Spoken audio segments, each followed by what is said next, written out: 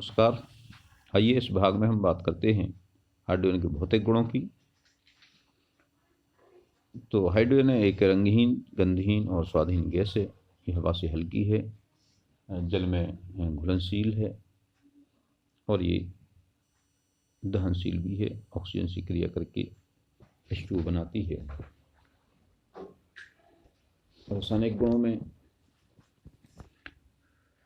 हम पहले चर्चा करेंगे कि जो H2 है वो कैसे रहती है, इसमें HH बॉन्ड कितना मजबूत रहता है। उसके रासायनिक गुण HH बंध की वियोजन पर निर्भर करते हैं। जो HH बंध है इसकी वियोजन एंथैल्पी बहुत अधिक होती है। ये लगभग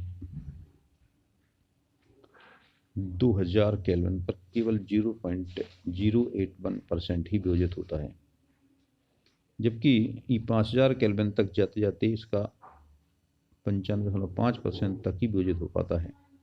अर्थात ये सामान्य ताप पे इस HH बंध के वियोजन की कोई संभावना नहीं रहती है, इसलिए सामान्य ताप पे यानी कमरे के ताप पे ये निष्क्रिय होता है। पराबैंगनी विकिरण के द्वारा परमाणविक हाइड्रोजन प्राप्त की जाती है और जो परमाणविक हाइड्रोजन होती है वो अत्यधिक क्रियाशील होती है। ये लगभग सभी से क्रिया कर लेती है। अब हाइड्रोजन की बात करें क्रियाशीलता की, तो एक और एस्पेक्ट है हाइड्रोजन का। जैसा आपने इसके गुणों में देखा था कि ये एक इलेक्ट्रॉन त्याग करके हाइड्रोजन यानी प्रोटियम बनाती है, धनायन बनाता है, और एक इलेक्ट्रॉन ग्रहण करके H ऋणायन भी बनाता है और एक इलेक्ट्रॉन का साझा करके सहसंयोग बंध भी बना लेता है। इस विशेष गुण के कारण ये लगभग सभी तत्वों से क्रिया कर सकती है। अब हम एक रोचक तथ्य से अब बात कर लें। चूँकि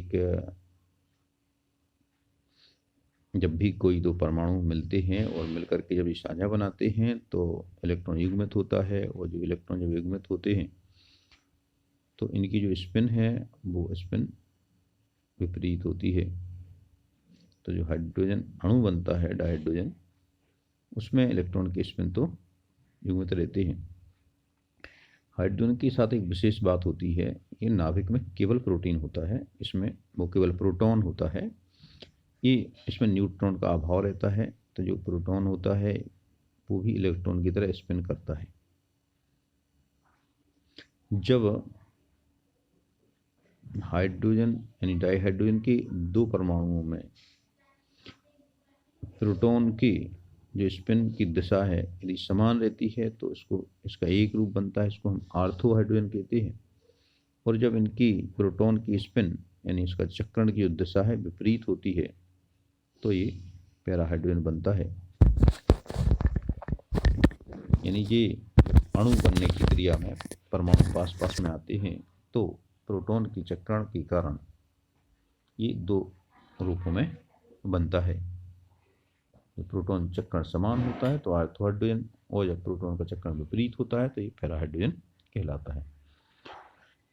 जहाँ तक इनकी प्राप्ति की बात करें तो कमरे के ताप पे 70% हाइड्रोजन ऑर्थो रूप में रहता है और 25% पैरा हाइड्रोजन के रूप में रहता है। बोनहोफर हार्टेक ने द्रव वायु को जो उसके ताप पे यानी बहुत कम ताप पे रख करके उस पर 350 वायुमंडलीय दाब पर साधारण हाइड्रोजन 3 सप्ताह तक रखा तो उन्हें शुद्ध पैरा हाइड्रोजन प्राप्त हुई। यानी जो पैरा हाइड्रोजन है वो कम ताप पर प्राप्त होती है। इसमें हम यूँ कह सकते हैं कि ऑर्थो हाइड्रोजन बराबर पैरा हाइड्रोजन धन ऊष्मा, यानी पैरा हाइड्रोजन से ऊष्मा प्राप्त करके ऑर्थो हाइड्रोजन बनती है। तो सक्रिय चारकोल वाले क्वार्ट्ज के पात्र में रख करके इसका ताप धीरे धीरे 20 केल्विन तक लाया जाए तो ये लगभग 99.82% शुद्ध पैरा हाइड्रोजन प्राप्त की जा सकती है। अर्थात ताप बढ़ने पे ऑर्थो हाइड्रोजन की मात्रा बढ़ती जाती है और उच्च ताप पे यानी सामान्य ताप पे लगभग ये 75-25 का अनुपात रह जाता है। अब कुछ अपक्रियाओं की बात कर लें। हैलोजन के साथ इसकी जो अपक्रिया होती है वो सभी हाइड्रोजन के साथ अलग अलग होती है, यानी क्रिया एक जैसी देती है, लेकिन फ्लोरीन के साथ ये अंधेरे में क्रिया कर लेता है। क्लोरीन ब्रोमीन के साथ सूर्य के प्रकाश में ही क्रिया होती है, जबकि आयोडीन के साथ क्रिया करने के लिए प्लेटिनम उत्प्रेरक की आवश्यकता पड़ती है। इसको हम सामान्य एक समीकरण द्वारा इस तरह दर्शा सकते हैं, H2 gas plus X2 gas बराबर 2HX गैस, यानी यहाँ पे X है हेलोजन, फ्लोरीन, क्लोरीन, ब्रोमीन और आयोडीन। यानी अगर हम HCl से यानी आप क्लोरीन से क्रिया करें तो क्या क्या समीकरण बनेगा, H2 प्लस Cl2 बराबर 2HCl। इसके लिए सूर्य के प्रकाश की आवश्यकता होती है। फ्लोरीन के साथ ये अंधेरे में क्रिया कर लेता है, आयोडीन के साथ इसमें प्लेटिनम उत्प्रेरक की जरूरत होती है। अब बात करें हम डाइऑक्सीजन यानी ऑक्सीजन से क्रिया की, तो ये ऑक्सीजन के साथ क्रिया करके स्वयं जल जाती है, क्योंकि दहनशील है और उच्च ताप पर ही ऑक्सीजन के साथ क्रिया करती है और जल वाष्प बनाती है। या फिर हम इसको स्पार्किंग यानी जो विद्युत आर्क है, विद्युत चाप है, उसकी उपस्थिति में क्रिया करा सकते हैं। हाइड्रोजन ऑक्सीजन की विद्युत चाप की उपस्थिति में ये जल बनाती है। ये प्रबल ऊष्माक्षेपीय क्रिया होती है, इसमें अधिक मात्रा में ऊष्मा निकलती है। उसके लिए जो एंथैल्पी परिवर्तन का मान है वो है ऋण 285.9 किलो जूल प्रति मोल। अब नाइट्रोजन से क्रिया भी करती है ये, इसके लिए भी वही उच्च ताप और उच्च दाब की आवश्यकता होती है। लगभग 673 केल्विन और 200 वायुमंडलीय दाब पर ये नाइट्रोजन से क्रिया करके अमोनिया बनाती है। ये भी ऊष्माक्षेपीय क्रिया है। इसकी जो एंथैल्पी परिवर्तन है वो -92.6 किलो जूल पर मोल होता है।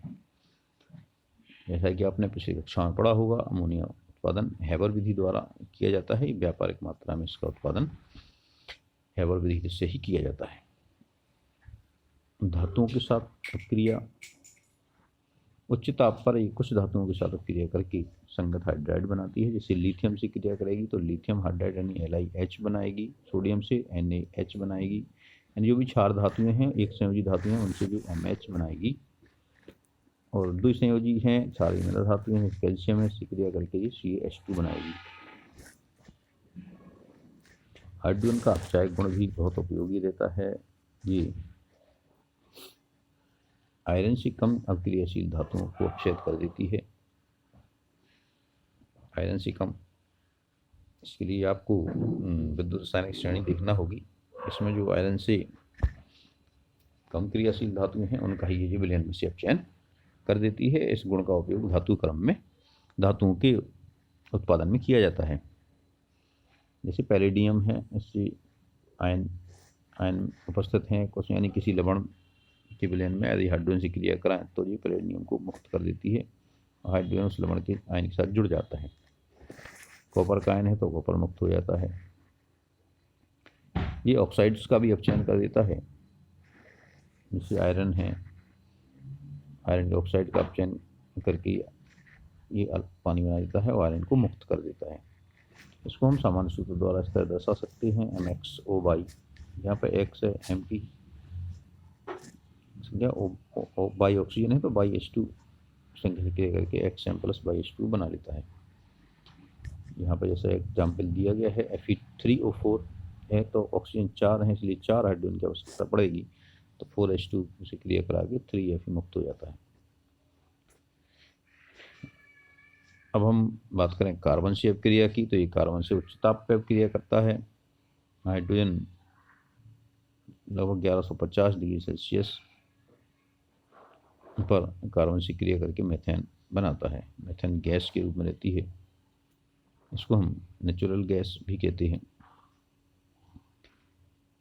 यह विद्युत आर्क की उपस्थिति में 1200 डिग्री सेल्सियस पर क्रिया करके एसिटिलीन बनाती है। आपने ऑक्सी एसिटिलीन ज्वाला से वेल्डिंग करते हुए देखा होगा।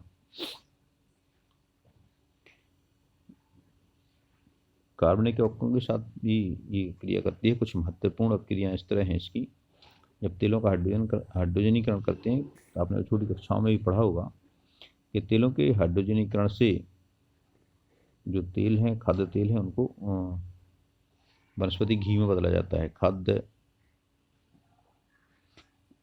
जो वनस्पति तेल होते हैं, जैसे आप सोयाबीन का तेल ले लें या निबोली का तेल ले लें या और बिनौले का तेल ले लें, इन तेलों को वनस्पति घी में बदलने के लिए नाइट्रोजन उत्प्रेरक की उपस्थिति में इसमें हाइड्रोजन प्रवाहित की जाती है। जैसे यहाँ पे आप देखें तो एक असंतृप्त एस्टर दिया है CA8, तो इस एस्टर से हाइड्रोजन क्रिया कराते हैं निकल उत्प्रेरक की उपस्थिति में 200 डिग्री सेल्सियस पर, तो ये हमें संतृप्त एस्टर यानी वसा के रूप में प्राप्त होता है। इसी को ही हम वनस्पति घी कहते हैं। आप छोटे असंतृप्त यौगिकों पर भी निकल उत्प्रेरक की उपस्थिति में हाइड्रोजन क्रिया कराते हैं तो ये संतृप्त एल्केन के रूप में प्राप्त होता है। जी यहाँ पे आपको एल्कीन है दिखाई दे रही है, इसके जो डबल बॉन्ड हट के इसमें हाइड्रोजन जुड़ जाती है तो हमें एल्केन के रूप में प्राप्त होती है। एसिटिलीन से भी हम एथेन प्राप्त कर सकते हैं। ओल्फीन का हाइड्रोफॉर्मलीकरण ये भी एक अत्यंत उपयोगी अभिक्रिया है। इससे हम एल्डिहाइड प्राप्त करते हैं। किसी भी असंतृप्त हाइड्रोकार्बन से हाइड्रोजन और कार्बन मोनोऑक्साइड की क्रिया से एल्डिहाइड प्राप्त होता है। इसे हम ऑक्सो अपक्रिया भी कहते हैं। और ये जो एल्डिहाइड प्राप्त होता है ये पुनः हाइड्रोजन से क्रिया करके और अपचयित होकर के एल्कोहल देता है। इस विधि में हम कार्बन की संख्या बढ़ा सकते हैं। इसमें एक कार्बन अधिक प्राप्त हो रहा है। अब हम बात करें हाइड्रोजन के अनुप्रयोगों की, तो जैसा कि आप देख ही चुके हैं हाइड्रोजन बहुत सारे रसायन के उत्पादन में सहायक है। जैसे अमोनिया के निर्माण में सहायक है। अमोनिया के द्वारा हम नाइट्रिक अम्ल या यूरिया या अन्य नाइट्रोजन उर्वरक, यहाँ पे उर्वरक लिख लीजिएगा, अन्य नाइट्रोजन उर्वरक बनाने की काम आती है। वनस्पति तेल से वनस्पति घी बनाने में ही काम आती है। क्योंकि वनस्पति तेल पॉलीअनसैचुरेटेड फैट होते हैं, हिंदी में इसको बहु असंतृप्त वसा कहते हैं। ये सैचुरेटेड फैट में बदलने के लिए हम अमोनिया का उपयोग करते हैं। मेथेनॉल आदि कार्बनिक रसायनों का उत्पादन भी इस हाइड्रोजन की सहायता से किया जाता है। जैसे कार्बन मोनोऑक्साइड प्लस H2 कर दें, कोबाल्ट उत्प्रेरक की उपस्थिति में कार्बन मोनोऑक्साइड से क्रिया करने पर ही हमें मेथेनॉल देता है। मेथेनॉल यानी मेथिल एल्कोहल। अम्लों के निर्माण में भी हाइड्रोजन का उपयोग होता है। ये हम हैलोजन से क्रिया करके हैलोजन अम्ल देता है। हाइड्राइडों का निर्माण भी इसकी सहायता से किया जा सकता है। और कुछ जो हाइड्राइड हैं बहुत अत्यंत उपयोगी हैं, जैसे लिथियम एल्युमिनियम हाइड्राइड एक बहुत अच्छा अपचायक है, एक बहुत अच्छा अभिकर्मक है। अपचयन के लिए इसका उपयोग होता है। धातु क्रम में भी अपचायक के रूप में हाइड्रोजन का उपयोग होता है। वेल्डिंग में ऑक्सी हाइड्रोजन टॉर्च में या परमाणविक हाइड्रोजन जो कि 4000 केल्विन का ताप पैदा कर सकती है, इसलिए इसको हम भारी जो धातुएं होती हैं उनकी कटिंग में, उनकी वेल्डिंग में हाइड्रोजन का उपयोग करते हैं। हाइड्रोजन के एक और उपयोग है जो कि हाइड्रोजन ईंधन सेल के रूप में ऊर्जा का एक स्वच्छ स्रोत